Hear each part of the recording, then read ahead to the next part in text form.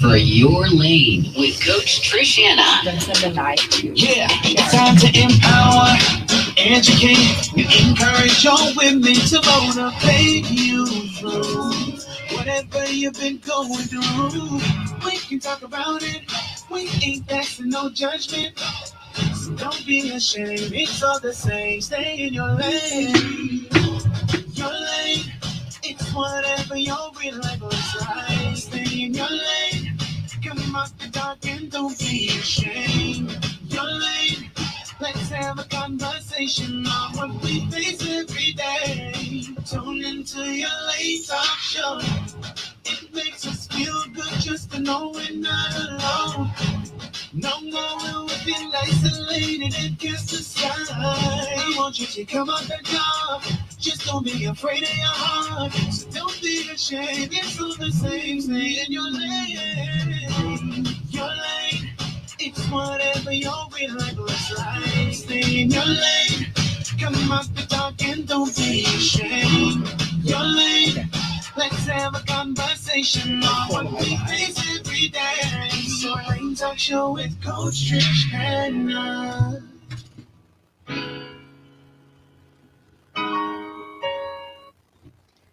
Hello, hello, hello. Welcome, everyone. Happy Sunday. You are here with us once more to Your Lane Talk Show with Coach Trish Hannah. Happy Sunday to you. Happy Sunday to you. I am full. I am stuffed. I came from my home, left my in-laws and my pappy down from my house. I cooked some nice turkey. I don't do the dry turkey. Now, Americans celebrate their Thanksgiving on Thursday. My family tradition celebrates our Thanksgiving on Sunday, the Sunday after Thanksgiving. So I was up from like 5 o'clock this morning with my turkey. I then boil my ham from last night. So I have to just put the little dressing and stuff, what I do for my ham, and put it in the oven. My husband did the macaroni and the coleslaw and the stuffing. All right, all right. Yes. I did bean and rice. I normally do pumpkin and rice, but I did bean and rice today. And we made it a meal. We had pumpkin roll and carrot cake for dessert. Of course, I didn't have time. So I was just too full. All right. Tony, tomorrow. I got you tomorrow. I am so sorry. If you are joining me for the first time, I'm truly not a mean person. I promise you I like to give. But my mind was so focused on getting on the show today that I forgot about Tony. But Tony, no, I got him. I want you to know that Your Lane Talk Show was created, produced with you in mind. We're here to encourage, educate, and empower women of all ages. And this month we focused on singles. And as I said, for each show, the Sundays before, is that a single person is someone who is not married or someone who is not with a significant other or in a strong or intimate relationship with anyone else, whether by choice, by divorce, or by death. Now, we covered the topics for singleness by divorce. We covered the topic was divorce. How did I get here? Then we covered singleness by choice. And that topic was how to be content in your singleness, which was last week. Today, we'll be focusing on singleness by death. Your Lane episode 31, Life After My Husband's Death, is brought to you by Airborne Freight and Cargo Services, John Shoe Store and Accessories, Lowe's Wholesale, Your Lane Life Coaching, Family Medicine Center, Colombian Emeralds, Le Chic Boutique, and DEP Productions.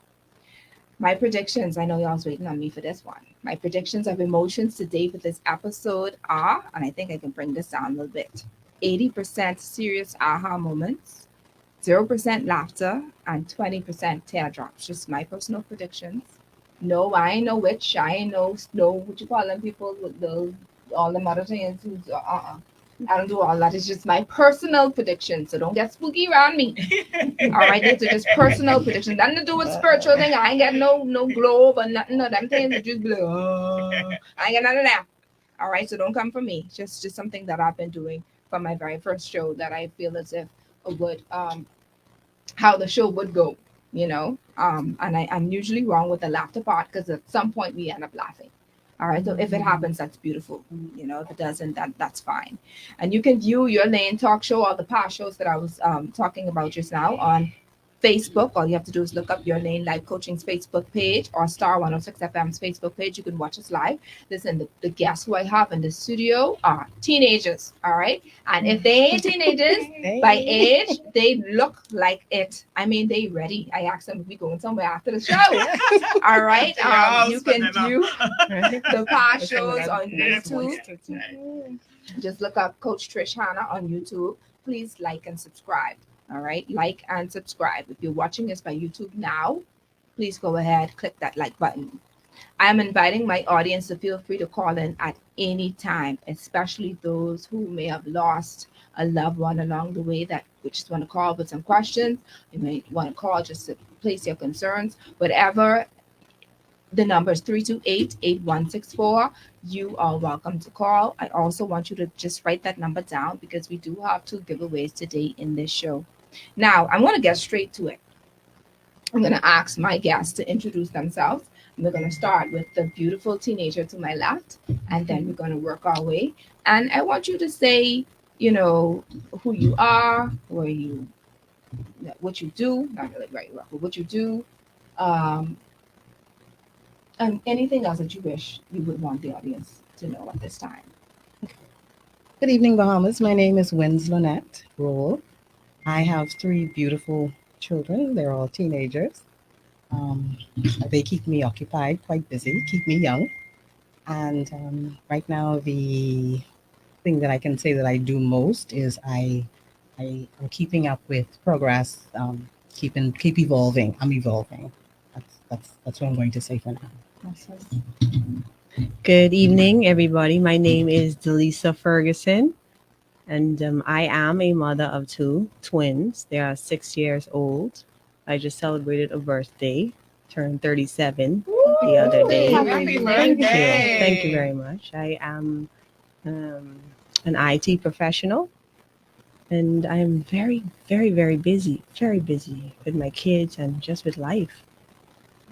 Just trying to stay busy and evolve, as you say, progress. Wonderful. Good evening. My name is Chanella Cunningham. I'm the youngest of everyone in here. I'm just so happy to be here this evening. I am the mother of 4 kids, 3 of whom I've adopted as my own, and 1 that belongs to me. And I'm also very busy, also evolving. God has done some wonderful work in me, and He's got so much more work for me to do. And I'm just so elated to be here this evening. Awesome.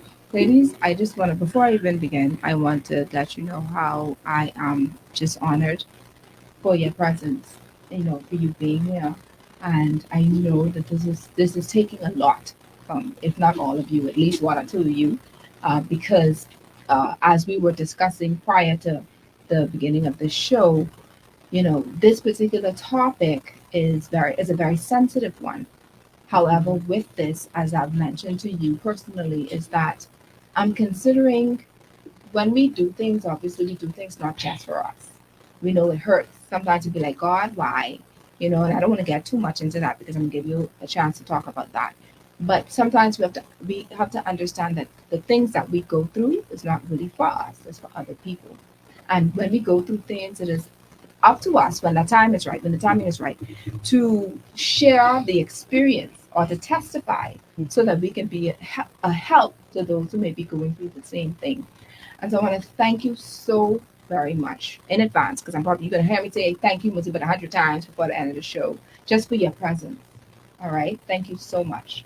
So just to break the ice a little, my first question is for you all to tell me how you met your past or late husband.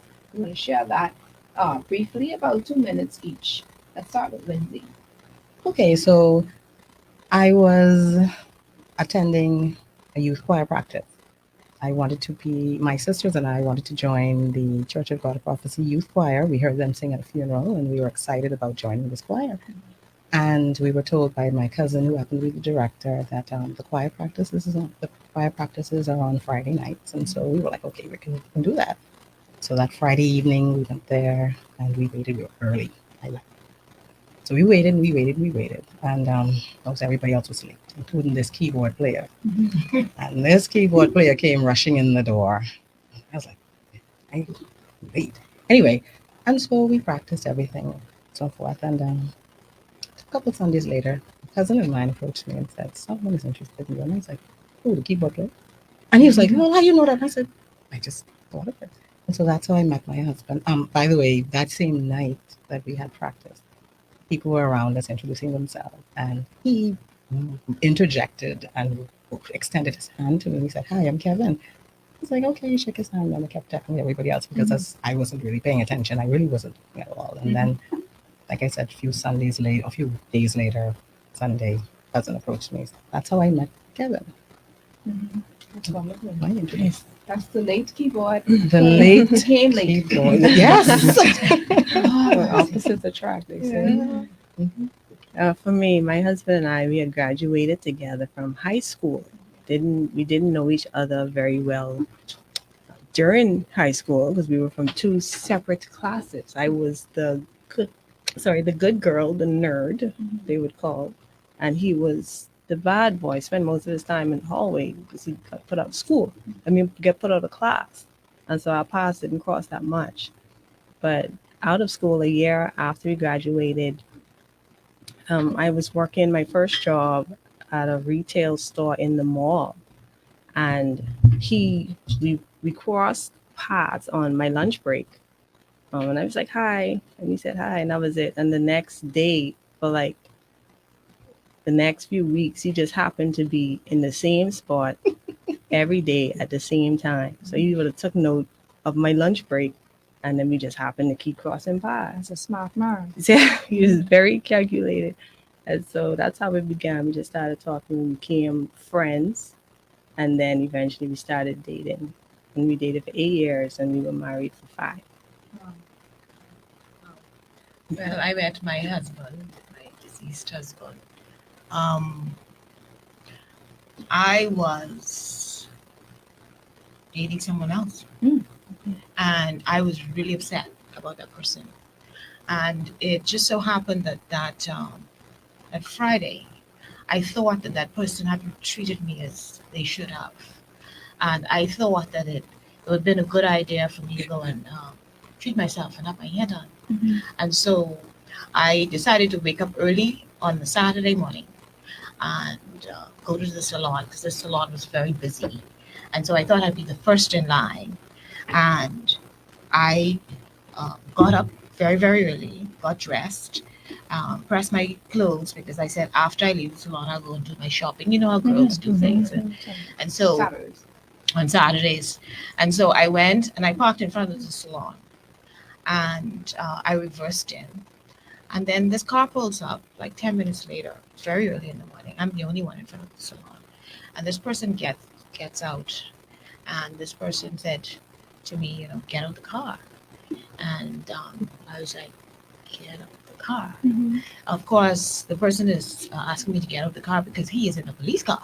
So he is asking me to get out the car. I know the damn. Yes, okay, all right, yeah. Yes. And so I got out the car, and he said, what are you doing here?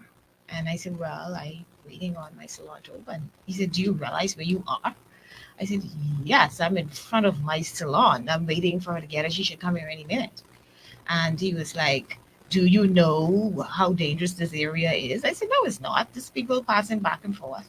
And then I'm sure I'm okay. I do this all the time. He said, I can't believe that you actually put your life at risk like that. And I said, well, I've done this numerous times, And he said, oh, I see. Well, what we're going to do, and he had somebody else in the car, is we're going to pass around and come back several times to check on you to make sure you're okay. And I thought to myself, yes, we'll be coming back, checking several times. And so, that's how it started. When he came back the third time, the salon was open, and he came inside and he scolded everybody in the salon because it was very, very early in the morning. It was in the light was, it wasn't sunlight yet. Mhm. And he scolded everyone. And he said to all of us, you ladies need to be careful, especially this one. And he was pointing at me. Mhm. And it started from there. That's them though. Yeah. Wives of law enforcement officers, you could relate. I'm sure you can Mhm. relate because I see my husband all in what she was saying just now. That's just them. They just protective. That's just their nature. Right. So wow, I didn't even know. Can I ask you a question though? I want to ask, are you okay with saying or being called? I know this is the term, but some people are a little funny with that, being called a widow. How does that make you feel? No, I don't like it. You don't like it? Yeah, well, for me, you know my story. Right. That once applied to me, it doesn't apply to me anymore. Right. But it puts you in a different category. It makes you feel, especially if you're young, it makes you feel old, Mhm. and and it makes you feel isolated. And people do treat you differently Mhm. when they realize that you're widowed.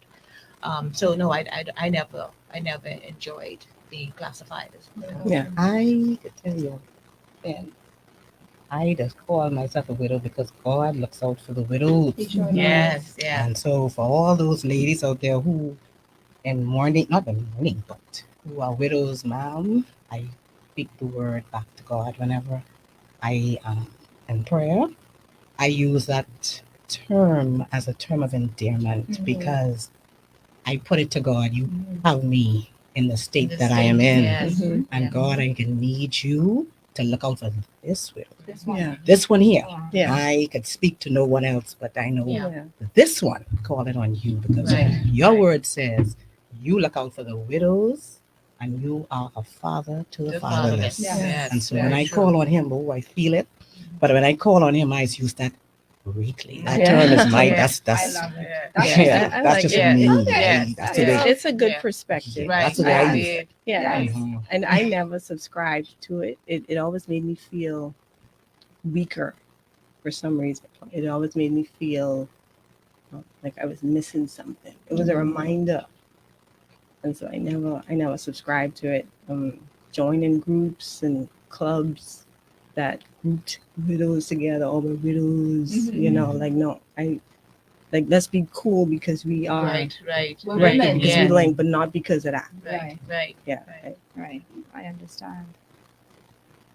Y'all ready for these questions? Should I just go right in it? Yeah. Let's do it. One of the Let's rip off questions the band-aid. Yeah, rip it I off. wanted to ask is, how did you find out about what was happening when you found out about your husband's passing?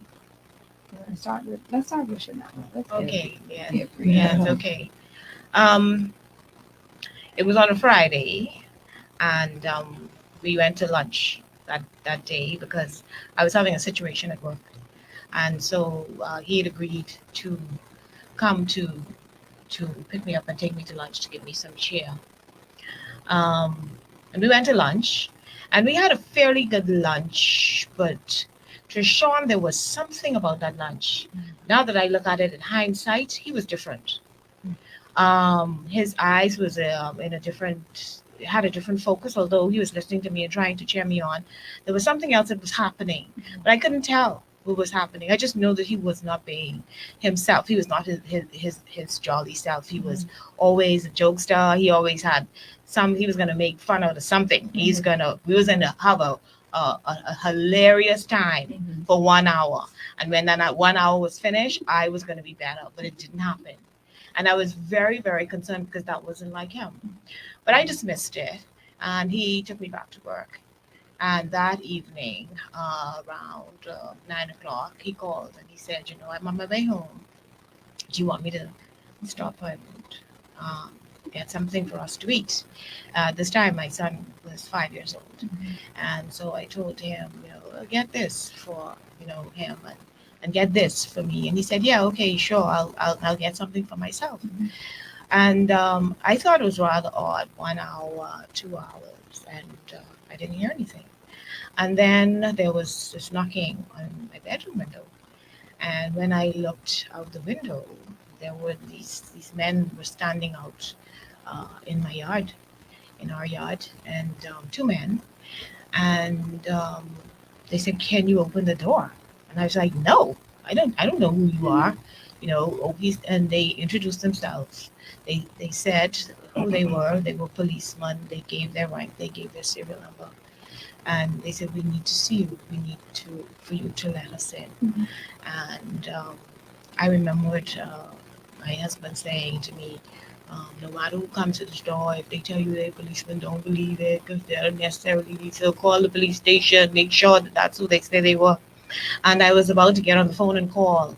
And one of them said, no, you don't need to call. It's us.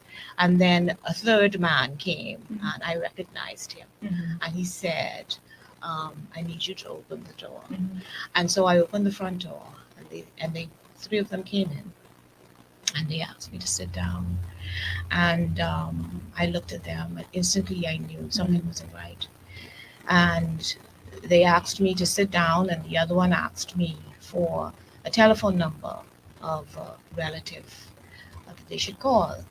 And feisty me, well, who do you need to call? Why do you need to call? What's going on here? Well, you know, I get all defensive, you know, because it's now 10 o'clock. It's about 11:30 at night. And they insisted that I sit. And so I sat down, and they said, we have some bad news for you. And we're very sorry to tell you that there was an accident. And I said, there was an accident. And I said, oh my God, what happened? What happened? What happened? And one of them held on to me, and he pulled me, the one that I knew, pulled me towards him. And the other one said to me, your husband has passed away. And I only remember, ladies, that there was a sound. It was a sound of wolves in my ear. It was like a wild sound that you would hear on an animal show, where the wolves are howling in the background. And after about a few minutes, I'm sure it was seconds, but it felt like hours to me, I realized it was me that was yelling and howling like that. And the only number I could remember, of course, was my mother's number. And he called, one of them called my mom. And it must have been so loud until my neighbors came over. And my 5-year-old son then came out and was asking, Mommy, what happened? What happened? Why are you yelling? Why are you yelling? Why are you screaming? And the yell went even louder, because all in my mind I could think of, oh my God, what am I going to tell this child? What am I going to tell this child? It is one thing I've always said, to have someone that's left you and crossed over, and you know that they were not well. And so you start to prepare yourself bit by bit, because death is never easy. It's another thing when you just spoke to that person. That person just said to you, honey, I love you. I'm on my way home. I'm going to get this, I'm going to get that. And then you have 3 people in your living room telling you a different story. That moves everything. My whole world, I felt a shift in my entire being. And my life changed immediately.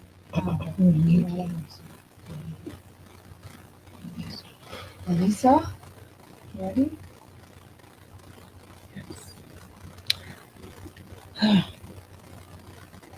So I would have gotten a call from ICU about a week prior that I must come in.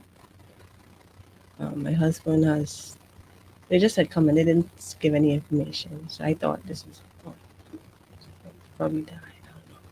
I was nervous the whole way. Got there, and they just wanted to inform me that they switched the medication. Okay. A week after that, well, let me backtrack. When he first went into ICU, we were waiting on the doctors to come in and set him up. No, so it was just the both of us. And he said to me, I love you so much, and I'm sorry. I still don't understand what that meant. Oh shoot! Why I gotta be me? Why I gotta be the first one? Why? You pass that over. Yeah. Why I had to be the first one? Um, That's okay. and and then the doctors came in and they ushered me out so they could deal with him. And they kind of sent me home because I was there all day.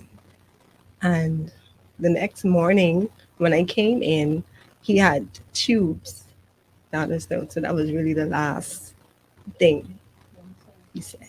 Right. A week after, I got another call from the ICU.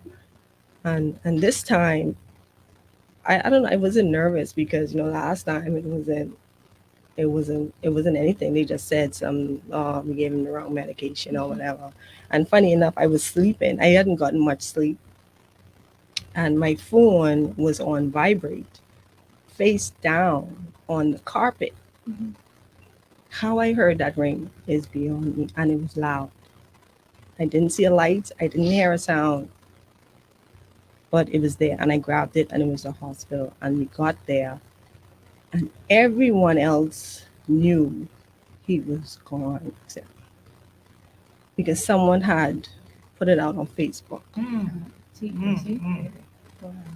And so it got out, but I didn't see it. And I sat there waiting on the doctors to come and tell me they gave him the wrong medication again. And they came in to say that he had passed. And silence.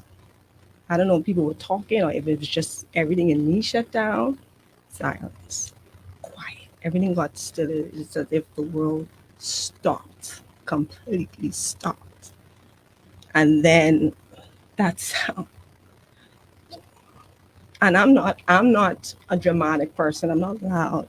And so it was unfamiliar to me even. It's like, who is this? And I didn't care. I didn't care. I was just, I felt like I had all rights. I don't care. This is how I feel and this is it. And the first thing I remember saying was, my kids.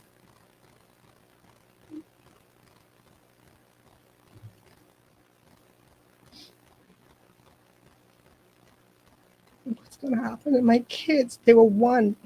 A twin, 1-year-old.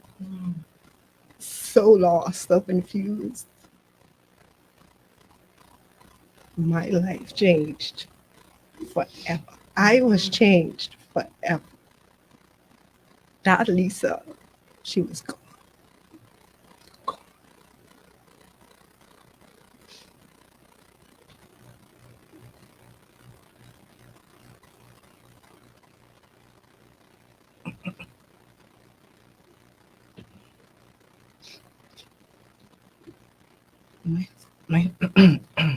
My husband was sick. He was ill for a number of years. And when he was a stroke patient. He had 2 strokes. It was after the second stroke I remember speaking to the pharmacist.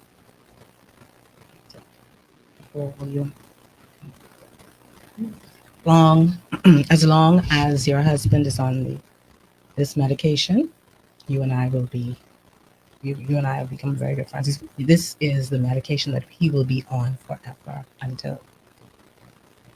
And that was my reality, that this was my road. Kevin at no point in time showed any signs of really deterioration throughout the year. His medication was in 15. It was in 2021. It was September. Oh yeah, October, sorry. Oh, September. I took 2 weeks vacation from work.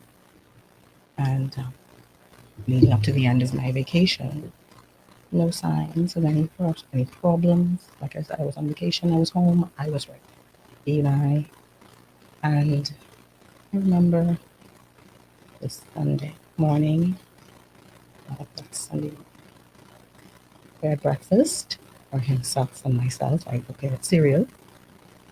My husband was partially disabled, and so he always sat on the couch in the front room. And so I got a bowl of cereal for me and for him. We sat on the couch. He and I enjoyed cereal. I didn't go to church that morning. That afternoon, I prepared dinner. Regular Sunday. No sign of any deterioration. I prepared dinner. He and I sat together at dinner. The children were in the house, but for that particular day, they didn't share breakfast with us. They didn't have dinner with us. It was just Kevin and myself. He sat at the table. He sat at one end. I sat at the other end. And I had dinner. Now the following day, to return to work. And so I was more alert, preparing to go to work the following day, a 2-week vacation. And so I remember in the kitchen, October, the month of October. We were talking about October. His birthday happens to be October 16th. And we were talking about the October, I think it's a holiday, October 10th, Discovery holiday. And I was saying, well, yeah, we're planning ahead. Kevin and I were always interested in keeping up with the family, planning, preparing, doing things during the holiday. That was always Kevin and myself. And so we were talking about what we were going to do for the holiday. And Kevin said, oh, there's another holiday in October. And I said, oh, what holiday are you talking about? He said, my birthday. And he says, oh, yeah, national holiday on the 16th. Yeah. And I laughed. That night, I went to bed. I left my husband sitting in the front room. He would sit in the front room every evening watching television up until 12 a.m. And then he would come to bed. So I'm familiar with him sitting in the front room, loud TV. I go to bed, even. And so went to bed. Prior to going to bed, I set my alarm for 5 a.m. I usually leave the house 7. So I give myself time to move around, get the kids ready. So that morning, my phone happened to be on my bed, and the alarm went off at 5 a.m. Picked up the phone, and I moved the alarm to cut it off. I looked across. I was having a seizure, and his feet kicking the bureau. Because Kevin didn't sleep in the bed with me because of his condition. He could not lay down because he congested heart failure. And so he had to sleep in. I just got him a new lazy boy for Father's Day, June. And he was kicking. He was tall. So his feet, I heard something kicking the dresser. And I looked across. He was having a seizure. And I immediately jumped up. That was my nature dealing with my husband with sickness. I knew that at any moment I was prepared to jump into action. Mm-hmm. So I jumped up and I said, Kevin, are you okay? And I had a towel in my hand, a face cloth. And I bent over, and all I saw in his eyes were, they were glassy. And he looked at me. He turned his head slowly and looked at me, just like I'm looking at you. And he could not speak. And he was sweating. And he started to drool. And I jumped up, like I said, and I took the towel and I wiped his face. All this time, I'm trying to do what I've been doing for 12 years, making sure that he's okay. And I saw him as I wiped his face, and I'm just trying to understand what's happening, because I'm familiar with stroke, I'm familiar with congestive heart failure, diabetes, high blood pressure. I've never been a seizure. Mm-hmm. But I knew this was a seizure. I've never had to deal with it. Right. And so, in the few seconds, he took 4 deep breaths, just 2, 3, 4, and then slumped in the chair. And the lazy. Sean, I did not know what just happened. Mm-hmm. All I knew was he wasn't responding. Those were my words. Come on, Kevin. Come on, Kevin. Okay, Kevin. I immediately ran next door to my sister, who happens to I live in a duplex. My sister lives next door with her children, and so I just ran out 5 o'clock in the morning. I ran out of my house, straight past my sleeping children, to my sister's window. And I opened on her door. I told her, "Come quick." Kevin's not responding to me. I remember crying, and at that hour, anybody banging on your window, you gonna fly up and you gonna see what's going on. And she ran out of her house, came straight into my room, and Kevin was just, and I remember telling her, "Let's put him on the side, put the pillow under his head, let me see," because I know a little something about seizure. You don't want to bite on that tongue. My husband is not responding. And in my mind, I'm still trying to see what I can do. And I'm laying him on his side, and I remember some time back, a friend said to me, police officer happened to be, he said, "Keep certain numbers in your cell phone. You need to keep your nearest police station in your cell phone. Family members, in case of emergency, your husband is sick, his doctor, even a funeral home, should you need to, should you encounter a situation in you," because literally at that moment, Trishan, I could not remember what. And so I remember handing my phone to my sister and saying, "Call the ambulance." It's in my phone. And so I'm trying to somehow find out not find out, but trying to get my husband to answer me, or I'm thinking maybe he's in a coma, maybe he's, and a few minutes passed, the ambulance didn't take long. My priest, he was also called. He actually he happened to be getting ready to go exercise. He told my sister, so he actually came straight from Seabury. And he said he saw the ambulance coming and turning in the opposite direction, or to a corner, and he directed them to my home. That's the kind of priest, listen. I'm so pleased, so happy with that. And they came, and it was the reality that in for me when they said, "We have to turn off the light and check something." And so when they turned off the light for a few seconds and they turned it back on, the lady said, "Miss Rowe, that your husband is," and I looked at myself. What's she talking about? Yeah, what's she talking about? Really? Because I'm searching in my mind. You didn't say he died. You just said he's unresponsive. So is there something that you guys can do? And then she said, "We're going to call the police." And I'm still not understanding why they can't. Not understanding, but I'm trying to. See, when something like that happens, shockingly, while he was sick for years, the reality was I'm supposed to be getting ready to go to work this morning. Right. Yesterday, you and I had breakfast. Right. You and I had dinner.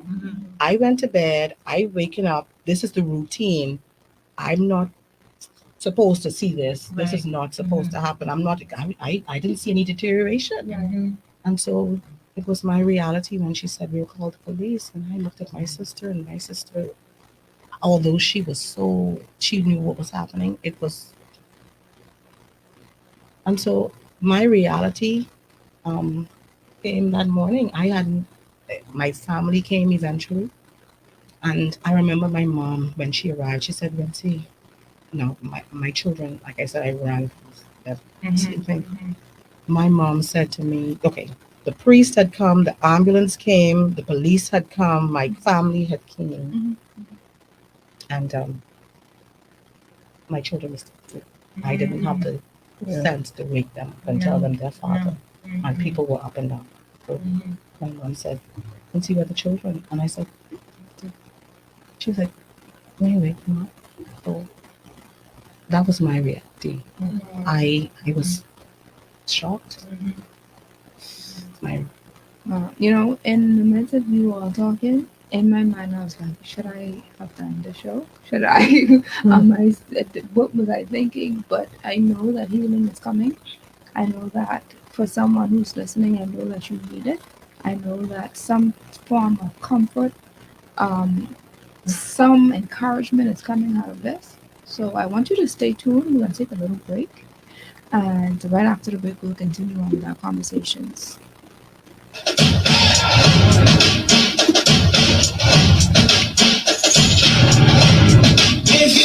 Take your breath river. To our Facebook audience, thank you so much for tuning in. We're going to read a few of the messages.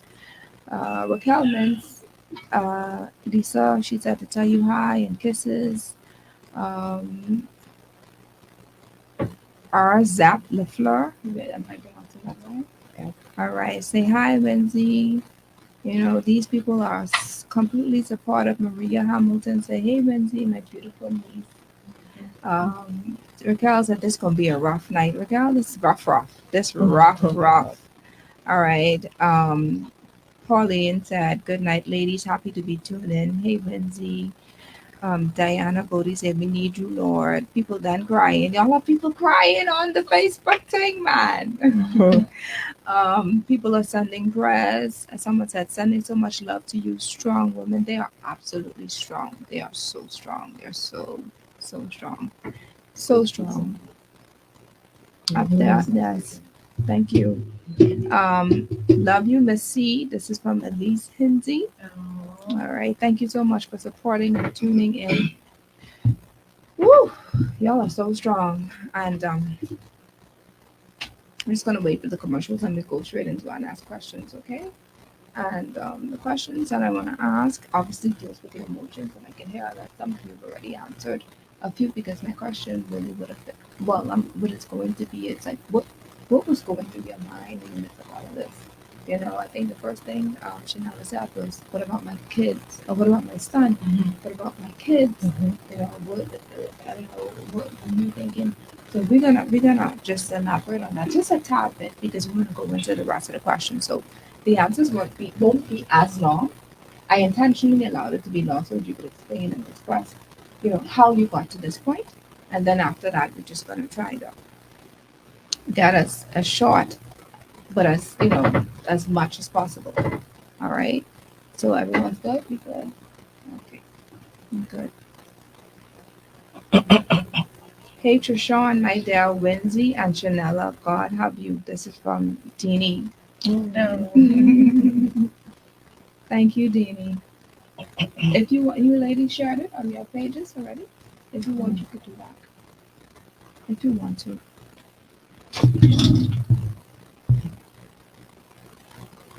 Go ahead. This one a little rough, but I give God the praise because I know something good coming out of this.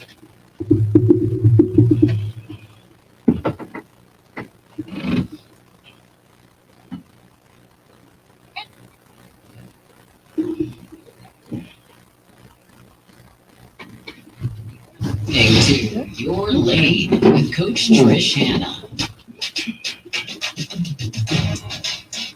Welcome back. I don't know about y'all, but we have a big box of Kleenex here. I intentionally bought. I didn't think that I would have been the first one to let it out, but I was the first one out. But this is because this is sensitive. This is, you know, in my mind, I'm thinking, how would I have responded to the way that these ladies heard what happened to them? Because this could be any one of us at any time.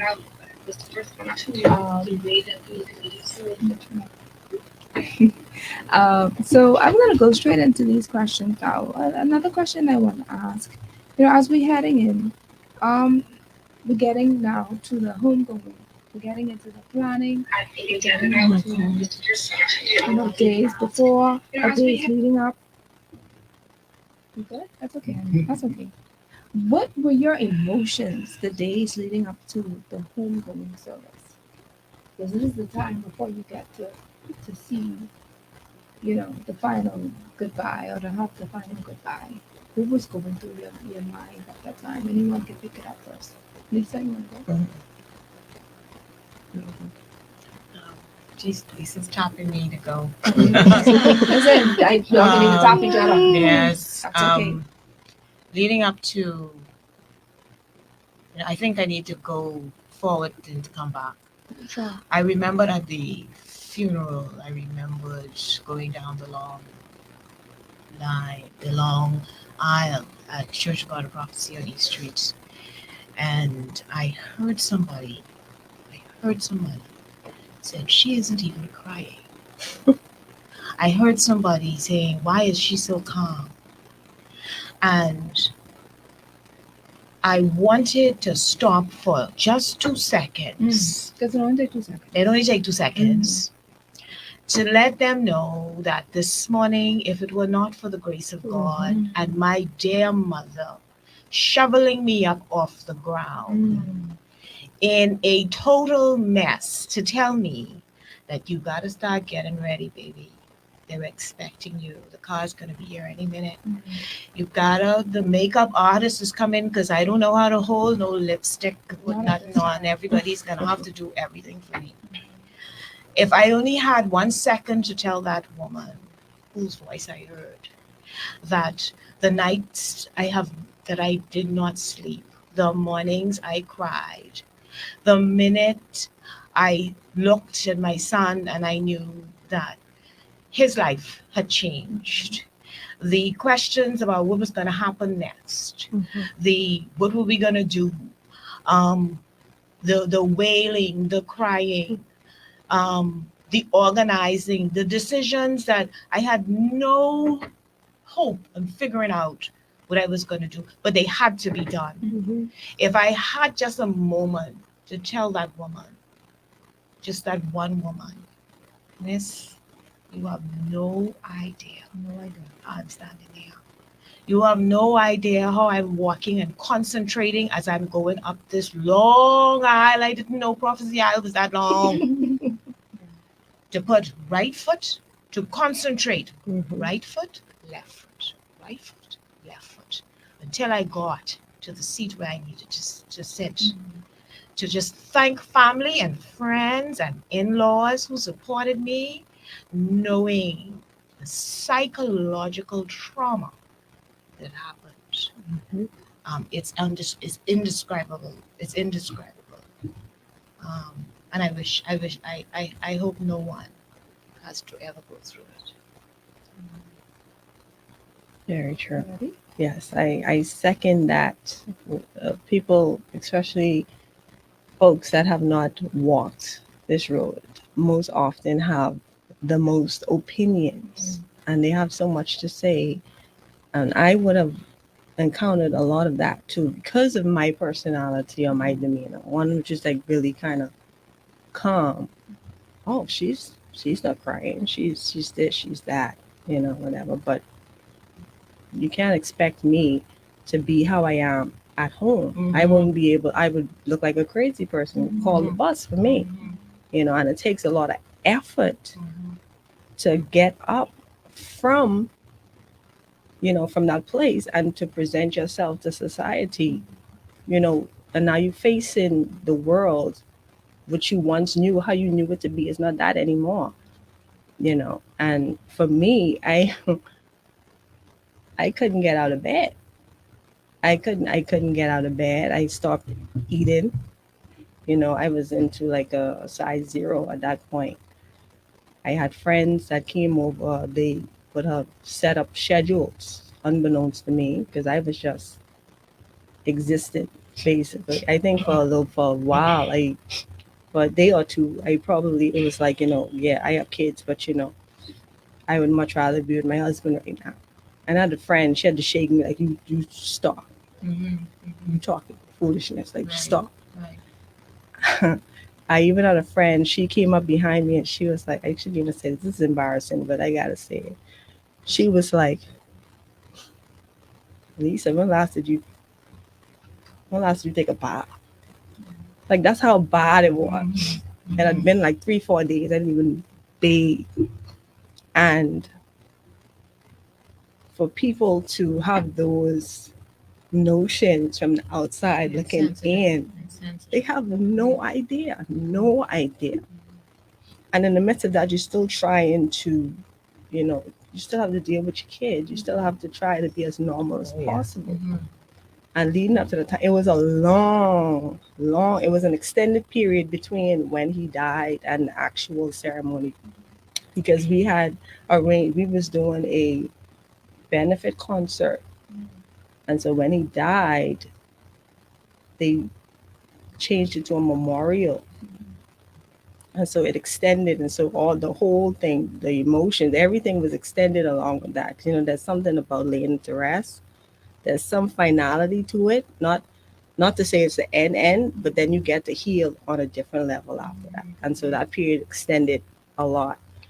And yeah, it was rough. Leading up to that, it was a lot of rumors because my husband was in the gospel community. He was somewhat known. He was lyrically blessed. And so people always feel because they heard of him or they know him that they know him. And so they feel that they have access to where they should not have access to. And so now they have all these other opinions on because they think they know, but they have no idea. So now you're fighting that off too. Right. So it was a lot. It was a lot. And then trying to be strong, like I said, for my kids and trying to keep it together. I have never had anxiety attacks. I'm like the coolest person I know. Everything just rolls off. Now I'm having anxiety attacks. I don't know. The blue. It's just me and my kids. With 2 1-year-olds, these children just learning how to walk, basically, and I'm having an attack. Can't move. All of this is happening, and somehow put yourself together, face the world, and opinions. And so you learn to deal with it, and you learn to stand tall and move forward no matter what. But it does change. It does change you. For me, I believe it changed me for the better. And yeah, that extended period, it was something. It was a time of. It went quickly. It went quickly. It was a lot of support during that time too. Of course, people had to come and help get the kids ready. The day of, the day of. You know, earlier you asked when was it real? When it was real for me is this time in the ceremony when you have to close the lid. Like they actually require you to like come up and close the lid. That I often wonder why? What is the point? Yeah. Listen, I was okay up to that point because I had already, you didn't cry so much. And like I said, it was extended. So I was okay. Like I didn't have the overbearing of emotions, but with the emotions combined in the whole assembly, because it was a lot of people. So all of that weighing on me. And now I'm having to go up to the front and pull this thing down. And oh Jesus, halfway through, and I'm holding my daughter, halfway through, I just collapsed. And thank God my uncle was right there too, because he caught my daughter. It was so heavy. It was so heavy. I don't know. I still wonder how I got through that. Yeah, for sure. Well, my experience dealing with my husband's arrangement was a bit more controlled in that it was during COVID. And so there were quite a lot of restrictions with respect to no bodies in the church, limited numbers, and so. But I'll say this: dealing with my husband's arrangements, it was similar to me having to deal with him when he was alive. Whenever he had to go to hospital, I'm so accustomed to making arrangements, having to take charge, you do this, I need to do that. So I'm familiar with having to meticulously organize. And so it was like ingrained in me. And so when he passed, I knew, well, I wouldn't say that I knew right away, but I would say, first of all, that my family support system is very strong. Very strong. Family is everything. And like I said, my sister lives next door to me. My mom, my niece, they like rallied around me. And it came to a point that very day, when I took a bath, I was standing at my dresser and my niece was like, "Auntie, pull up your pants." I'm like, "I can do it right now." And I'm standing there looking in the mirror. And she said, "Auntie, pull up your pants." And I'm like, "Who's telling me to do it? I can do it." It's like the numbing. Yes, it was a numbing feeling as if, what do I do first? What do I do second? Mhm. As simple as pulling up my underwear, I needed someone to Yeah. coach me. Yes, you Like, come need a on, coach. Right. let's get this back up and going. Come on, let's do this. And so after a few days, I remember I was going to the funeral director to arrange. And this is an interesting story. I'm going to share this. I went to bed. I was sleeping one evening, and the Lord had a conversation. He brought a conversation back to me between me and my husband. Now, sometime earlier in the year, I had an aunt who passed away, and she was cremated. And I remember the conversation. It's like the Lord took me right back to that moment where I said to Kevin, I said, Kevin, what do you think about cremation? And he said to me, his answer was, it don't matter. His words were exactly, don't matter. You know, my daddy was cremated. And you know, I was the one who assisted the funeral director when my father was going into the be cremated. And that was the dream. And Trishan, ladies, I got up immediately. And my children know when I say family meeting, they drop everything. Cell phone, game, they know whenever mommy says family meeting, come to the front room. And so I said family meeting, and they all marched to the front room. And I recited this dream. And I'm dealing with, at the time, I was dealing with an 18-year-old, a 16-year-old, and a 13, soon to be 20-year-old, very opinionated. And that one, she and her father were really close. They literally born 5 days apart. Wow. And so they were two peas in a pod. So I recited this dream, and I said, I want you to know. I said, I believe that your daddy would have wanted me to do this. And they were like, okay, mommy, that's what we do. And so that made my journey even easier. I was as long as I got the approval of my new bosses. Yes. I didn't And matter. they do become your new bosses. Indeed, Yes. It did not matter what anyone else said, no matter whatever arrangements we four decided in that front room, that is what we went ahead with. So my journey was not as difficult, like I said, with those with COVID and with my counsel advising me as to go ahead. Yeah. I had a smooth journey. It wasn't difficult. I Thank love you. that. And ladies, what was your avenue of escape? What was the strength? Where did your strength come from? What was happening? What did you have to do to gain that from where you were to where you are right now?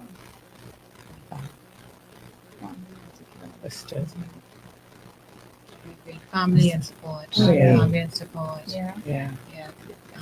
My in-laws, amazing. My mother and my nieces, and everyone came to assist wherever they could. Even the friends of my husband came to assist. That's good. As they can. That's good. Yeah. I want to do a giveaway. Just real quick, the Chic Boutique is one of our giveaway sponsors. And the Chic Boutique is located in Gary's Plaza, Robinson Road. And you can visit their Instagram page, where you'll see their outfits, really, really trendy outfits. Just go to LECHIC_boutique, BOUTIQUE_LCE. And you'll be able to check out what they have to offer there. You can give them a call at 525-2810.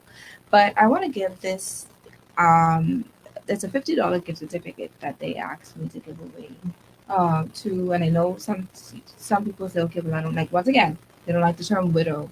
So I can say, we can either go with Lindsay's term, look, God looks out for the widow, which is the word of God. Yes, Or we can yes. say someone who has lost their husband and would really, and I believe that, because I can't wait for my time to talk, but I believe that even in the passing of your husband, at some point after you've grieved, because that's normal, you may want to be able to just go out and just get your mind off of things and, take care of yourself and laugh a little. And so I want to give this opportunity to someone who may have lost their husband. The number to call is 328-8164, 328-8164. So you can call and we will give that $50 gift certificate to you, just because, just you might want to feel good. It's the holidays, you want to look good. I can tell you they have some really nice trendy outfits in there. 328-8164. So I'm going to continue on with that conversation, please. Okay, I just wanted to bring that out there. So whenever someone calls, then Tony will let me know. And I heard you talk about your children, and then Delissa talk about having to hold her kids or her babies at the time, which is one. Shanella's baby was 5, Right. and your babies were 13, 17, and What's 13, 16? 13, 16, and 18. And my question is, I know Lindsay started to tell us about this, but when you look at your children now, what are some of the characteristics that you see in them that you see or you saw in your late husband? Whether it be funny, whether it be something that be like, oh Lord, sometimes you say, let's be real. Sometimes, you'd be like, I really like that character. But they have it. Let's be real. What give me about two of the characteristics that you can see in your twins, Lisa, that Mr. Ferguson had. Yeah, well, they both have dimples, like he did, and they know they have dimples, so they be like, Uh-huh. Yeah. How they have it? they're proud of those dimples, and they are hilarious. They are funny, just like him. So funny. They keep me laughing, crying, talking, spending, all of it. So yeah, it's You beautiful. see him all through them, Oh, all yeah. in them. Oh yeah, and they believe because they know he was on the stage a lot, sang. They feel as though they could sing. Probably could sing. That's right. Yeah, they feel as though I understand. they got the gift. They got the gift. Yes, glory. I don't know. Maybe it hasn't developed yet, but it's there, I guess. My baby and my husband, like I said, they were very close. And it wasn't until he passed one morning I was looking, she came into the bathroom and I was looking down at her feet and I noticed that she has the very same feet as my husband. Toes, the space between the big toe and the next toe, the form of his feet. And so it is so warming. It excites me. And I mean when I say excites me to see her without shoes. I look right at her feet and I say, look at Kevin's feet. And so that's and it warms my heart because it's a part of him that I can physically see and identify with. And she's like, Mommy, and I'm like, don't go, no, because these teenagers, they're like, Mommy, stop freaking out. But I'm always excited when she walks in and I look down and I speak it. That's my little reminder. Physical reminder. Wow. Well, my deceased husband, his nickname was Smooth. I used to call him Smooth. So can you imagine how it washed over me when I saw my son's Instagram page, Mr. Finesse. The duplicate of the man in thought, word, and deed. I often ask the Lord, is there a reason why you had to take one? Because you replaced one with another. Wow. Speaks the same, Wow. look a little different, but speaks the same, smooth, well-mannered, well-presented, fashionable. You remembered him. Same person. Same. What? This one may be a little touchy, so I'll try to be. Let's see if we can get that as brief as possible, so nothing comes out. What is that one question you feel that you will never forget that your child or children would have said to you concerning the death of their father? I'll start. My son asked me why. I'll never forget. Now I will need some tissue. I'll never forget that the police have a memorial of the names of persons when they have the memorial service, and they would go through all the names of the policeman that was deceased and had passed away.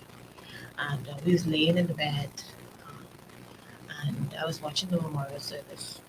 And I remembered something tell me, cut that off, cut that off, cut that off, cut that off, cut that off. But I still let it run, and I was watching. And when they got his name and they called his name, I started screaming and crying. And my son spun around. He was in the bed. He wasn't, paying too much attention to the memorial service. He was just playing with the bed and staying with me. And he said, "Mommy, why? Why you said that?" And this is somebody. By this time, I think he was he's still 5. Yeah, he's still 5. He's in six yet. He said, "Mommy, you said that Dad was in heaven and he was an angel looking down on us. But why did he have to go?" And he started calling the names of everybody else's dad who was still here. But why that one? Why mine? I didn't know where to put myself, except to say, "Mommy don't have all the answers. God has the answer. But just know that your dad is always watching over you, and that he'll always be with you. And the blessings of the Lord is upon you. And we're going to be okay."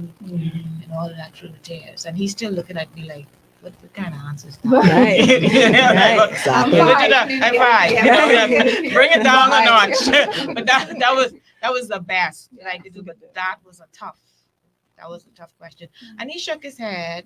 But I knew he didn't. Yeah. He didn't understand what I was saying. Yeah. But that was the best I could come up with. Good. We didn't even need the tissue. Yeah, it was coming. It was springing. Yeah. Well, for me, my kids, my son especially, he asked for his dad every day for about 2 years. I am not exaggerating. Every day for 2 years. That's amazing because they were only 1.5 when he died. But he was a businessman, so he never worked a 9 to 5. So which means we was literally always together, the 4 of us. So when he departed, his presence was missed. Something's missing. And eventually I ran out of things to say. I was saying the same thing every day for 3 years. I decided to carry them. I would say, he's in heaven. He's watching. He's our guardian angel now. He's here. He's in our hearts. All that which I believe to be true. I wasn't just throwing stuff at them. I believed this stuff. And I don't think they was really getting it's just a nod, right? And so one day I decided, I was driving past Lakeview and they were in the back seat sleeping. And I was like, maybe I should take them to see Dad, right? This was the first and only time since the funeral. And it's 2 years later. So I decided I was going to pull in. And I sat there for about a half an hour by the grave while they slept in the car, wondering if this is a good idea. I called a friend. Her husband had passed. And she said, go ahead, it's a good idea. I did it. And it should prove to be a step in the right direction. So I woke them up. I said, hey, listen, come to me. Let me show you where Daddy is. And so they came out the car a little confused and disheveled because they just waking up, right? And I said, guys, JJ, Jilla, y'all always ask me for Daddy. His body is here. This is where people go when they die. I spread my hands open. This is where people go when they die. My son looking around. He waiting to see Daddy because I come to show him Daddy. Oh my! So he waiting to see Daddy. And he's like, okay, mommy. So where is he? And I was like, look, he's dead. Look down. He was standing on the grave. I said, he's there. And he was like, no, he's not here. Where is he? I said, yeah, his body is here. But his soul is with the Lord. His body's here. He got so irate. He said, well, why are we here for? And it reminded me of my husband. Because my husband, I remember, he was getting some heat for not visiting his father's grave as often as his family wanted to. And he was like, why? I don't need to. I need to be for my father's business. I don't need to be back there. Yeah. And when he said that, it reminded all of that came back when my husband said, when my son said that, that was the last time. I used to go almost every day on my lunch break. Wow. And stuff like that. And after my son said that, after he said, why are we here for? He looked up and he saw Fusion and he said, can we go to the movies? And I'm washed away in tears. And I'm like, okay, baby, we can go to the movies. And I look over at my daughter. She have a little purse on and she dancing on the grave, you know. I'm like, Jill, step off, baby. Just come off. And they are like so, yeah. And I was like, you know what? Let me not keep pulling them back. And every time I hear I'm still here, which I still struggle with to this day, listening to, I wash away. And my daughter, she would say, she turned to me one time, she said, Mommy, they're like 4 at this time, 4 or 5.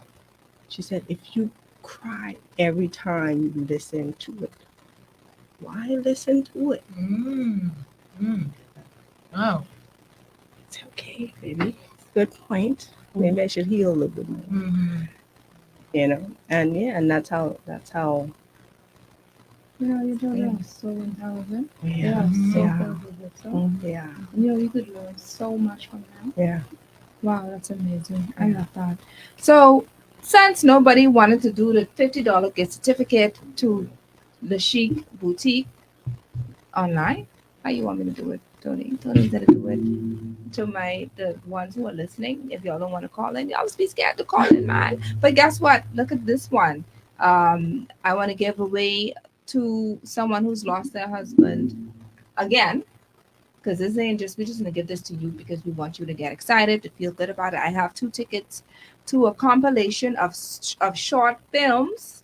It's called One Experience 5 Short Films that will be held at Atlantis Theater Paradise Island, featuring Malika Pinder, Franz Ferguson, Osborne Lockhart, and Armand Williams, written and directed by Dario Erics Poitier, this Friday and Saturday, December 2nd and 3rd.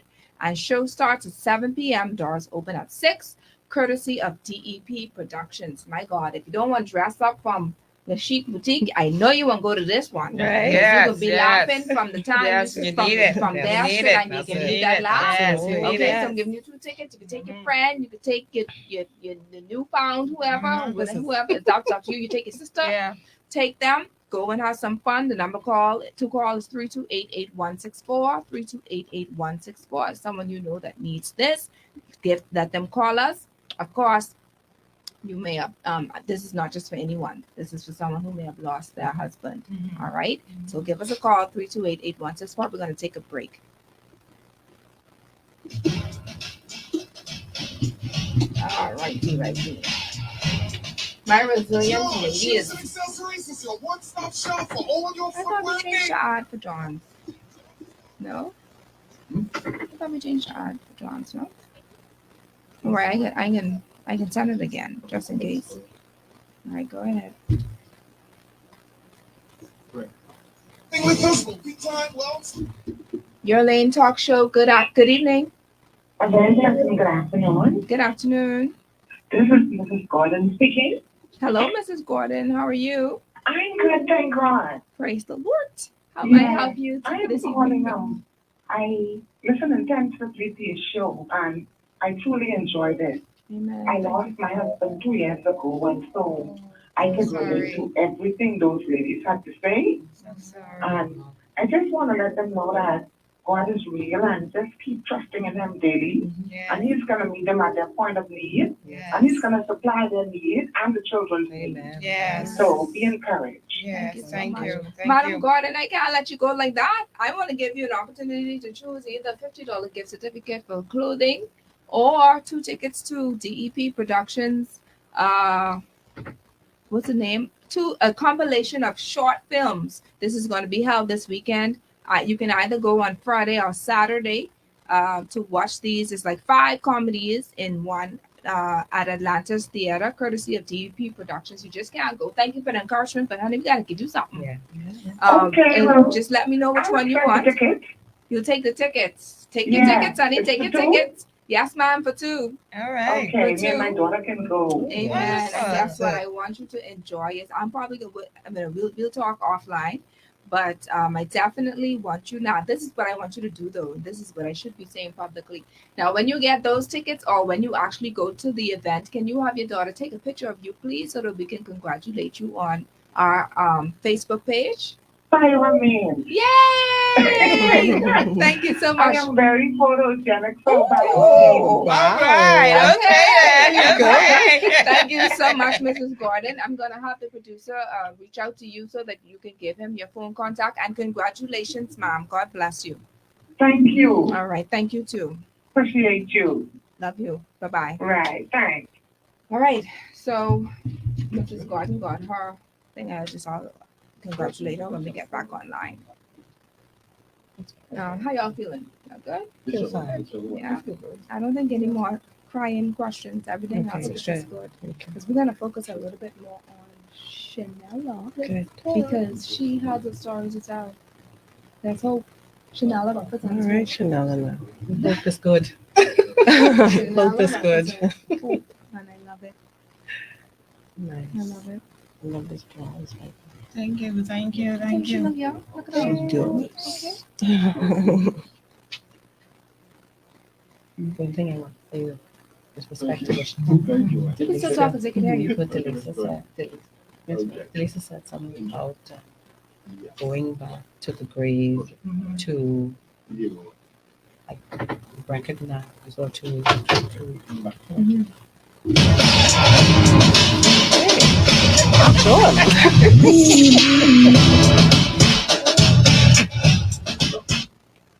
Hello and welcome back. If you're just tuning in, we are actually in talking to three resilient, powerful, strong, wonderful women who may have lost their husbands along the way, but they are strong and they're here to tell the story. They're here to share their journey. They're here to encourage you. They're here because they love you. All right. Love brought them here because selfishness would have allowed them to stay there. It only have to have been love. And so just want to thank you again. I tell you, I'll be saying this throughout the whole show. Thank you so much for being here. I do not take this for granted at all. It takes a lot to come from out of your nice, warm, cozy bed. All right. To come into the studio to talk about something that's like you're getting there's a wound and then there's a band-aid and then you're taking the band-aid and you're taking it off for some if you haven't healed, Right. because sometimes when you take the band-aid off, the scar is still there, Right. so it's healing. Yes. Okay, and then sometimes when you take the band-aid off, the it's still raw. Right. But I think that you all are on a part where you're still in your healing process, but you're strong enough to tell somebody else about it. And I love that. I love that about you. I want to say congratulations to Mrs. Hazel Gordon, who won the 2 tickets to DEP Productions this weekend's event. Congratulations, madam. I mean, she was so enthusiastic. Yes. She called encouraging. But she got something, and ma'am, we salute you. Thank you for tuning into the show, and God bless you. So here's what Chanela Cunningham, Mrs. Chanela Cunningham is doing for all of us today. She's representing hope. Mrs. Chanela Cunningham lost her husband how many years ago? This would be now, we think we're about 15. 15 years ago. His But death guess what? anniversary was just a few days ago. Ooh, wow. Yeah. But Mrs. Chanela Cunningham is also representing the fact that she has moved on and she's in love with someone else. Yes. She has another husband, Yes. which she is entitled to, of course, biblically, spiritually, Yes. physically, mentally, Yes. every capacity. Mhm. And she is representing hope for those who feel as if they can't move on or who don't know how to move on. So she's Right. going to share her story. She'll go right ahead. I don't have no questions to you. I have no questions here, but I just want you to talk. Oh wow. Yeah, so the deceased husband would have gone to glory now, would have been 16 years. Would have been 16 years. And after his passing, one of the things I decided to do was to mend myself. I decided to go back into study. I decided to exercise, started to focus a lot on what was going to happen with my son, his education, get therapy, how to help myself cope, what was going to move on. I had a project that was going on, kept myself busy, and I was advised by the older women in my family, older women in my church. I thank God for the church that I was in at that time that shared some secrets with me. Keep busy, and so I decided to do that. And then one Sunday I came to church, and one of the sisters came up to me and she was like, I had a dream about you. I say, oh yeah, what kind of dream? Everybody always dreams. Everybody ever got a dream. Saying, and I'd wrap up in a prophecy. I say, oh, and a prophecy too. Okay. So what you have to say? So she was like, I heard you got remarried. And I heard you got remarried and you're going to get married to a pastor. I said, oh no. No, sweetie, you have the wrong dream, wrong prophecy. Wrong prophecy. Yes. I said, I don't see why the Lord would go and tell you that. Didn't tell me that. So she laughed and she sat down. She said, well, God is indeed good, and I know what I dreamt, and I know what I saw. She said, time will tell. I said, okay, my sister, love you. So I'm going on with my project, and I go across the road to my neighbor who's just passed away. We just buried her yesterday, and saying hello, and talking to her, and she's like, I see your husband in your future. I said, listen, I'm not interested in any husband. My focus is on my son, getting my project finished, doing some things about me. I don't have any time for all this stuff y'all talking about. She's like, oh, don't worry about it. The Lord in his due time, same words, the Lord in his due time will reveal it. Woman of God, I said, okay, all right, Mom, love you, always my response. Love you. And so I'm doing this project, and this contractor comes to my house, and we agreed on what he was going to do, and he started to do the work. And then I noticed he was taking like a special interest in me, and I was like, okay, all right. He looked like he was a little okay, but I still was in my project, don't have any time for that. And then he started to say his one or two words, and so I started to respond. And then the man, after conversating, because we're talking now about our project, what you could do for me, I paying you to do this job. And so he, in our conversations, he said, I'd love for you to come to my church. I am the pastor of this church, and I'd love for you to come to visit my church. And, of course, my antennas go up, what's happening here? And then he started to put on his extra lines, and his extra talk, we know the talk, ladies. It is a little bit more than the conversation that you come to do. Yes, that's it. Yes. And so we talked for a while, and the conversation started to move on. And then we decided that we'll go on the first date. But before that happened, he made an error. He, in a conversation with me, when he gave me his number, he was doing the project for me, and when he gave me his number and I called him, he said, I'm going to have to call you back because I have to return a call to my wife. What? A call to your who? Okay, so the prophecy that I heard twice, that most certainly was not. That was not the prophecy. That was the end of our conversation. I told him, thank you very much. I found a new contractor because it was clear that this man was about deception. And our business, thank you very much. Don't let the door hit you on your way out. Goodbye. So I'm going about back to my normal business, still have this project that I have to do. A girlfriend comes up to me, lovely, lovely friend, with the same thing. I have somebody that I need you to meet, Janella. I was like, girl, if you don't get out my face. She said, no, I need you to come to the church. I need you to meet my pastor. I was like, listen, I ain't meeting nobody, Pastor. I just had a situation with a pastor a couple of weeks ago, and come to find out the man had a wife. So don't bring me nowhere. And something I don't want to go. She said, no, please, just come, and bring your son. Just come one time, just one time. We went to the church. They was having a special service. And so we went and we sat down, my son and I, and I'm from prophecy background, so when I go in, I go in everything. Boom. So I go, yeah. So I sit down in the church, and at the end of the service, this man comes and he introduced himself, very, very manly, very mild. And we spoke for a few minutes, and he was so gentle. And I was like, oh, he's so sweet. He's so gentle. Because let me tell you, ladies, I'm a rough cat, So I used to those rough, Yes. But he, so sweet and so gentle. He said, why don't we go out and we talk some more? And so we went out for our first date. And we went into a restaurant, and we had a lovely dinner.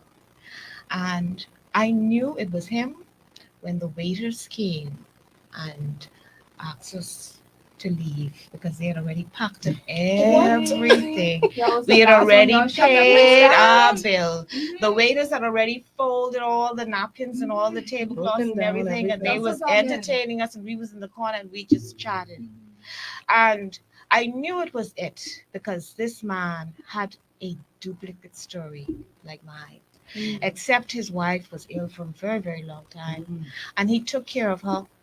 And every story that I had, he was able to match. And so we sat and we spoke, and we were thrown out of almost every restaurant that we went to. That's interesting. That at the end of the evening, we were not ready to leave each other. And we decided that we'd go a little further, and we started writing each other. So each morning I'll meet a new letter in my email. Him telling me a story about what was happening in his life. There was no declaration of, I love you and I want you to be, and I want you to know. It was just simply friends getting to know each other and talking each other's story and sharing in the stories of life of what we went through in our past, the deaths of our spouses. And he talked about his lovely children, and I talked about my amazing son. And what got me, ladies, about him was every time we met, he asked me about my son. What is he doing? What is he saying? What are the plans you have for him? What are the things you're going to do? What is your future? What is going to happen to you? We exchanged stories until eventually we got to, what are we going to do next? Actually, Nala, the story is juicy.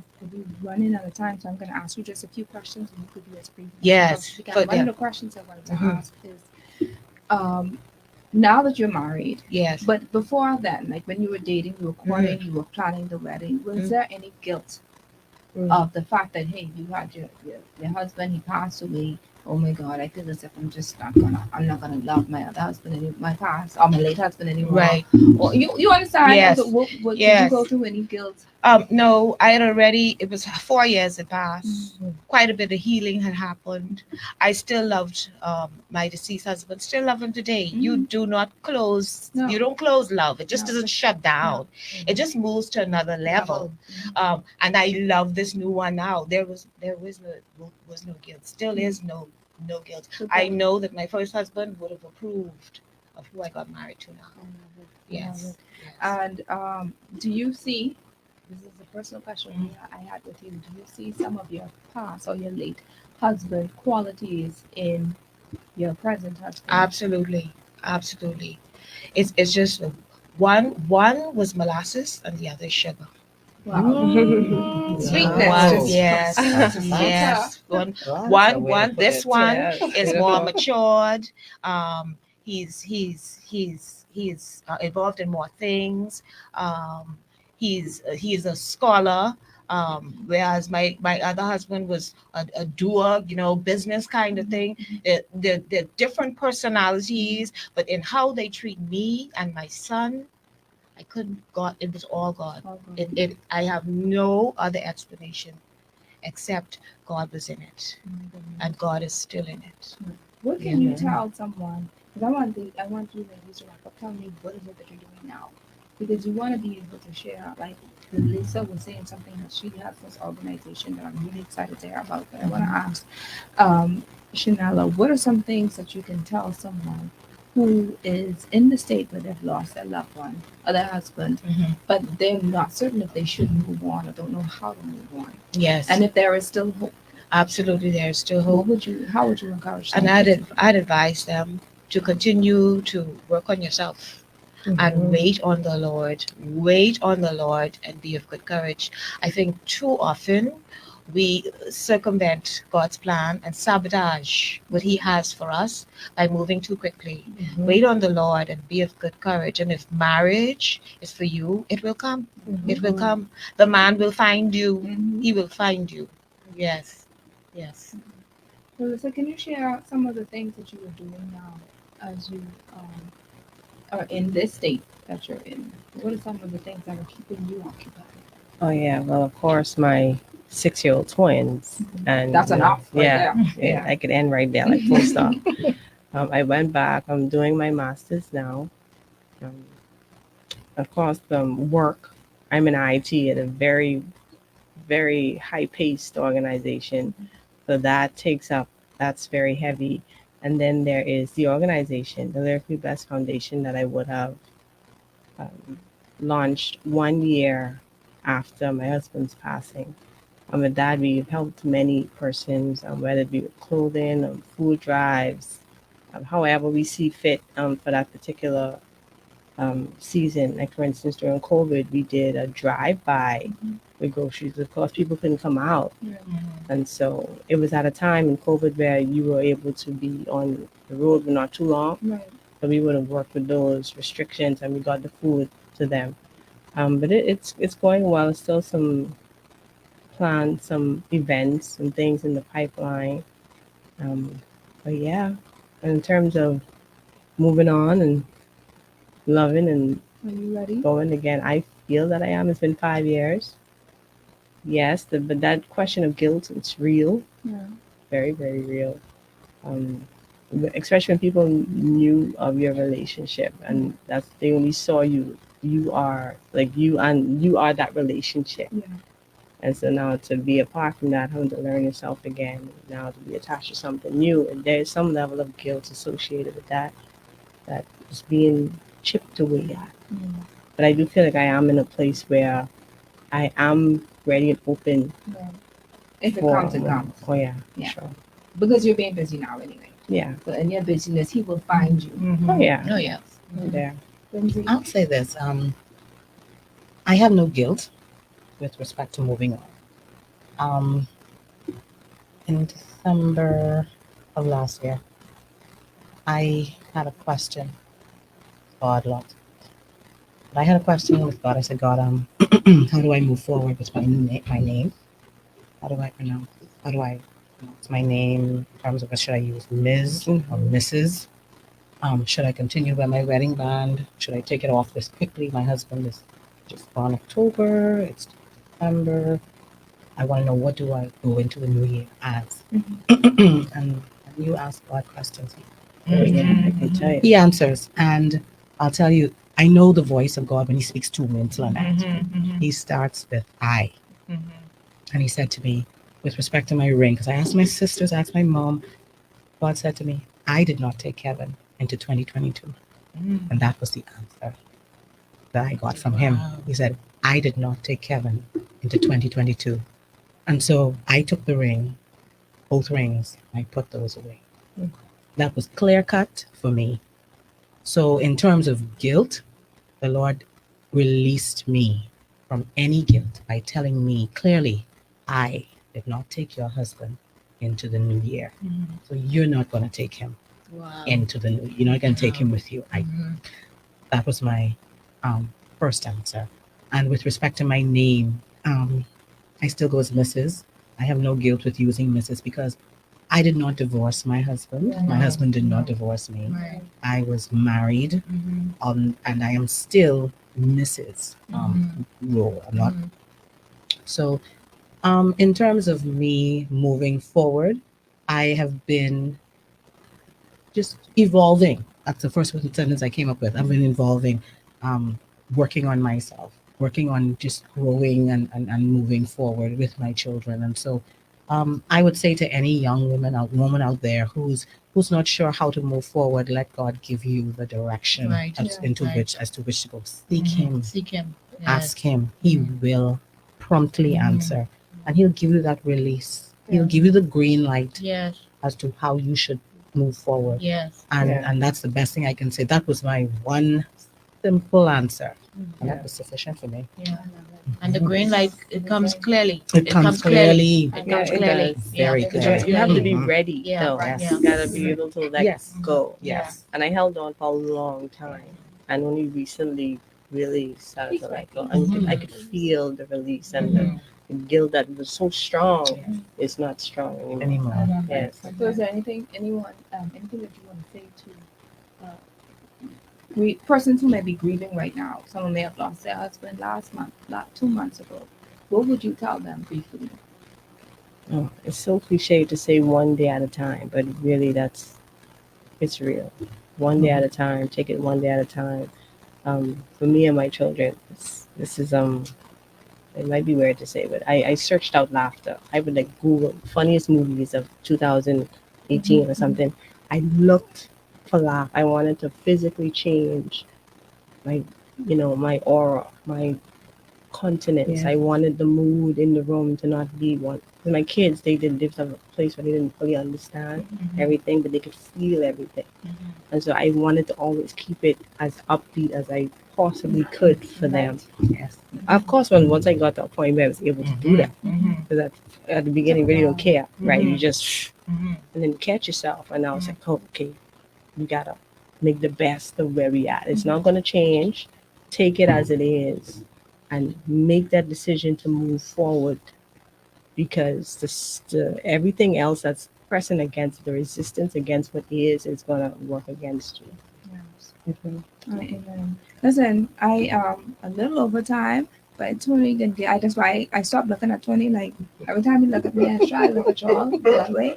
But I just want to do my talk to the audience moment, which is going to take me less than 2 minutes. All right. And the first thing I want to say is, Sharon, can I say something? Quick. I just want to say. She said something. Yeah. Okay. Go ahead. I just want to say too, to anybody out there, if you feel in any way that you're depressed and anxious and you need to get professional help, please go and get it. Yes. Please go and get it. Important. Please go and That get is it. important. Yeah. Absolutely. All right. Thank you so much for that. I appreciate that. To my talk to the audience moment. This is my talk to the audience moment, where I share a little bit of advice, a little bit of counsel to those depending on the topic that we're on. And the first thing I wanted to say is that there is a time and there is a season for everything. The Bible says in Ecclesiastes that there's a time for every purpose under the sun. There's a time to weep, and then there's a time to laugh. And we have to understand in this moment that, hey, when your weeping has already come to an end, joy will come. Yes. Joy is there. Sometimes your weeping may feel, the night may feel like years. Sometimes may feel like the worst, that feel like you in the darkest pit or whatever have you. But I want you to know, at some point in the day, the sun has to come out. Yes. It has to come out. That's nature. All right. The sun has to come out. That is the joy that's coming. So don't think that, hey, that you're going to be stuck in this one place forever. It's not. And this is the reason why I brought Mrs. Shanella Cunningham on, to let you know, and these beautiful ladies, because they could have been sulking in the corner somewhere depressed from the time that happened to this very moment. But they came out to say, look, I can still laugh. Yes, I'm crying, but I can still laugh at the end of it, because that's the joy that they have within them. Embrace the joy. There's a season for weeping. There's a season for grief, but don't stay there. Right. All right. That's it. My second point is, if you want to love again, go ahead and love again. That's right. Don't be afraid to That's love. right. Don't be afraid to listen. Don't allow fear or hurt to stop you from finding love again. Don't allow the guilt to stop you from finding love again. Yes, the Lord has taken your husband home, but you are still here. You're still alive. That's right. And he promised to give you a life and have it more abundantly. Yes. All right. You want to be able to, if possible, have a companion Yes. with it. If you choose not to, that's fine. But still embrace love. Yes. If it's there, if it's knocking, give it a chance. Yeah. Now, there's something to it now. I believe that one should be dating out of a healed place. Yes. And not of a place of hurt or That's right. loneliness. Mhm. That's So right. when you go back into dating, it's just like you single all over again, and you have to use wisdom. I think Chanel spoke about this before. So you ain't just hopping on any and everybody who come in your way and knocking on your door. Right. All right, because you don't want to get to a point where you had a marvelous marriage, your husband passed, and then because you still hurting or grieving, you fall for somebody and they treating you like mess. That's right. You ain't coming out of the pot No. to go into the fire. That's right. That's So right. take your Not. time, heal. Give yourself some time to heal. Give yourself some time to know who this new person is. Because every lady that came here and spoke, they testified and said, my life has changed. Yeah. There's been a new me. So here comes this new me. Embrace the new me. Embrace the new character, the new attributes, the new way of thinking. Embrace the God who you've been calling on for strength from the time that what yes. happened to the time that's Yes. now. And wait on him to tell you when to move. Yeah. All right. That's My right. third point, be busy. Be active. Be active. Get involved with Mhm. things. Do not Mhm. isolate yourself from people. Ask for help when you need it. Just because your husband is gone, you may not have someone to help you, a man to physically help you in the home. Look for your uncle, look for your cousin, ask the neighbor, ask the wife first if the neighbor can come and do it.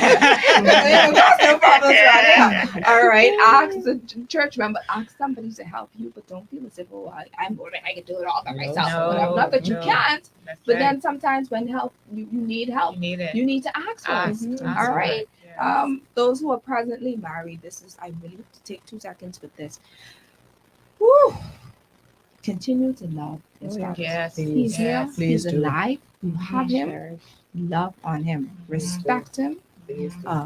Be supportive for him. Be his number one fan. Be submissive to him. Yes. All right. Yes. Love can be here. Your husband could be here the same day. Y'all can have breakfast together. Y'all can have dinner together. And then that same evening he Mhm. can be gone. That's right. Let this That's right. be a lesson today for those who have their husbands and are acting the fool. For those who have their husbands and can't control their mouth. Let this be a lesson today for those who have their husbands and everyone else is supporting them except you. Yeah. Mm. That's Mm. it. Wow. Powerful. Mhm. Mm. Powerful. Love him. Respect him. Be submissive to him. Let just be a factor that every single day when you're alive and you're awake and he's awake, just give God thanks because this is the man who God has blessed you with. Yeah. And so you have to act that way. I could go on. That one touched me right there, so I won't stop there. And plus, we really out of time. So if you need help with moving on and finding your life's purpose at this point in your life, if by chance you feel as if you are depressed, the depression part, I may not be able to help you with because I'm not a counselor, I'm a coach. But I want to help you to find out, okay, now that my husband has gone, what do I do from here? This is where I come in. All right, I want to help you. I'm a life coach as well, and I want to help you to be to get to that point from where you are to where you want to be. I'm happy to assist you. For those who would like my services, you can go to my website www.yourlanelifecoaching.com to schedule an appointment or message me on Facebook on Your Lane Life Coaching Facebook page. I will give you a free consultation. Just give me a call. All right.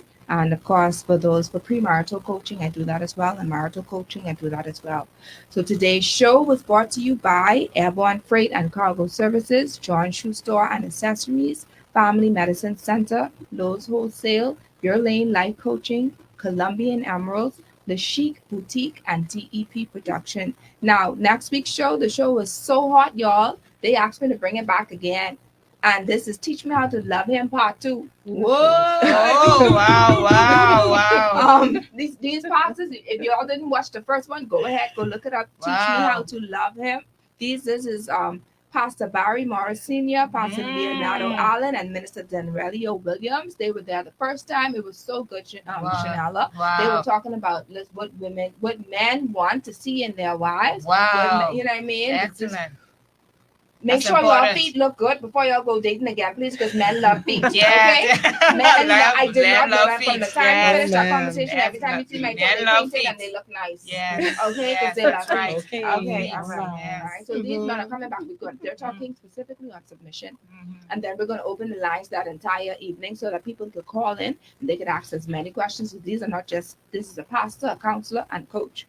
They Wow. come in here, and I'm also a coach. Mhm. They're coming here, so y'all as women, we wives, we have the answers. Now they only represent just them, but they are counselors, so they speak to other men Of all the course, time. of All right, so course. I want y'all to enjoy next week's show, God's willing, because it's gonna be hot, hot, hot. Come with your questions. Someone will know what the submission means. They come in here to tell y'all what submission is. Wow. All right, I'm ready for that. All right, a special thank you to my guests. Yes, I'm going to say this today. Minister, because she is Shanella Cunningham, Winslow Net Roll, and Lisa Ferguson. Thank you once again for being a part Thank you of for the having show. us. Yes, And thank you. It's amazing how it went by so quickly because there's so Yes. many things I know that you have to share, but you all share the utmost. And persons were definitely blessed. I don't even have time to read half of the names with what they said on this. And thank you to my producer who's been so patient with me, who allowed Chanela to ask a question and make a statement. I'm grateful to that. Tony has always been like that, and I'm grateful for Tony. Thank So you. please Thank follow you. the Facebook page, Your Lane Life Coaching on Facebook, to get all of the updates and goodies from the show. Go to my YouTube channel, Coach Trish Hanna. Please subscribe and like. And I pray that you were all empowered, encouraged, and educated today. Until next time, have a blessed evening, everyone. Bye-bye. What? You gotta strive and rise like the sun, no matter what. Yeah, times is hard, for real things is tough. Excellent. I know that. I'm Najee. Oh. Bless. I know you want to hear this. You want to hear this? You have to go. Could you turn that off, please? Because you said after the snow. After the snow. You good? You still on Facebook? That's fine. To my Facebook audience, thank you so much for tuning in. Thank you. Wonderful show. They said part 2. This can be epic. That's for next week's show. Wonderful show. Well done to you, strong ladies. It's the 1 or 2 words for me. I think that's when Chanella was talking her testimony about her husband. He's like, he's just gonna give him 1 or 2 words. I put it up with you. For who? That would be for Talisa? Organization about Do you know of any organizations? Any of you? No. No, but I would say counseling. Yeah. Yeah, but I can't think of any organizations. The crisis At center this is very good. Oh yeah. Yeah, but sometimes they're up, sometimes they're down. Oh. I didn't even see that, Tony. I wish you had brought that to my attention. But I wouldn't. It's much needed. I didn't see it. Oh, And it's definitely needed. see it from It's there. needed. Yeah, Yeah. definitely. But thank you to my Facebook audience. Anybody want to say anything before we leave? I just want to say thank you to Trishawn for this opportunity, because I know that there was a time when I would not have accepted this invitation. I remember a person saying, "Oh, you're going through this for someone," and I was hurting, and I was angry to hear that, because I was like, why do I need to go through this at all? But I'm grateful for this one moment where I can share with someone out there that there is hope. And you can move on from go through this this. thought. Yes. And God will bring you, like you said, there is sunshine after the rain. Yes. Absolutely. Thank you. Yes. Same. I'm grateful for this opportunity, and every time I'm asked, I stench because I don't like rehearsing the pain. And it's funny you asked us to come here to encourage, but I was encouraged so much, especially with her story. Yes, I want to hear more. Yeah, Yeah. because who doesn't want the light at the end of the tunnel, Yes. right? And in this space that I'm in, I'm looking forward to new. Yes. My son is always asking for a new daddy Oh, at wow. this point. It's time. He wants a It's new time, daddy, honey. and I believe the Lord used him to speak push to me you. forward, right? Yes. And so hearing you Yeah. share that story was Yeah, very, that was very really- encouraging, and Yeah. it was like almost more of a green light But then So it's go really ahead. something. I know you know this about people, but already told you this already. But you know, your son is so prophetic, Yeah, I've heard that. Yeah, terribly prophetic. yeah, I've heard that many times. Pay more attention to him like you've never paid before. Wow. Yeah. I'm telling you. You know what? And let me go a little step further. Ask him in the mornings if he could remember his dreams. Let him tell you his dreams. Do that. Do that. Wow. I will. Wow. Any parting words, Shanella? I just want to thank you for being brave to put on a show like this, to ask some tough questions that so many people need answers to. I've listened to several of your shows, and you get right into it. And we need people to be real. It's we really need real talk. Too many people are hurting. Too many people are thinking about taking their lives because they have nobody to listen to them, and they have no answers. So I just want to encourage you to keep pressing. Thank you. I hope whoever hosts this radio show, when they're listening to me and listening to know that we need persons like you who are on the airways on a Sunday afternoon, people from their bedrooms could listen and hear the truth. People need to hear true words that's going to help them and propel them onto their next level. Thank you so much. Oh, but the glory of God. Oh, but the glory. All for His glory. Yes, because it was not me at all. I didn't have a story, and this being here was not one of them. But to God be the glory. Thank you so much, and thank you so much, ladies. Now we're still on because Tony has access to turn off the Facebook. But I want you to know that Gandhi Thompson said, "Very good show. Yes, keep pressing. Thank you, Gandhi. Wonderful show. Yeah." So that's it. So, well, don't dig in your nose. No. Don't pick your teeth. That's when he comes back, please. Thank you so much. We want to be as real as possible because, like you said, that people are hurting. People don't know, and that was the push. The push is to go for the hard topics that people aren't really the taboo topics that you won't hear in the church, that you won't hear anywhere else. And if you do hear it on other, and these are my sister shows, which is fine. But if you do hear them on secular shows, they're not going to come with the word of God. No.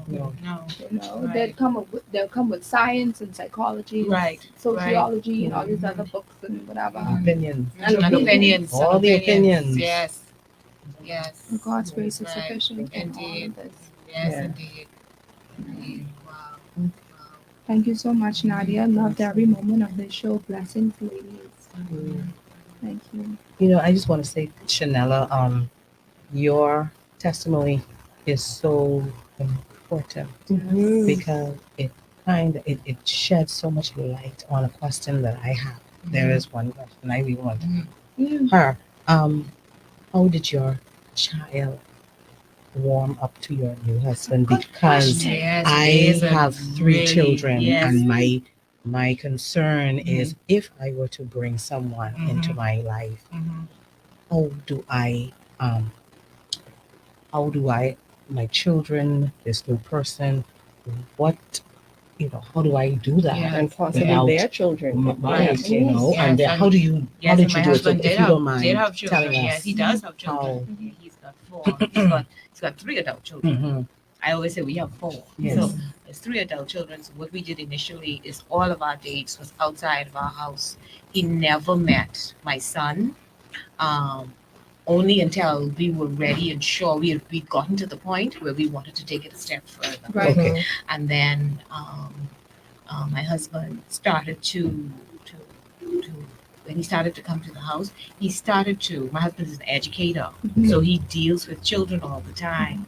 So bit by bit, he started to ask him about himself, what he did, what were his interests, that kind of stuff.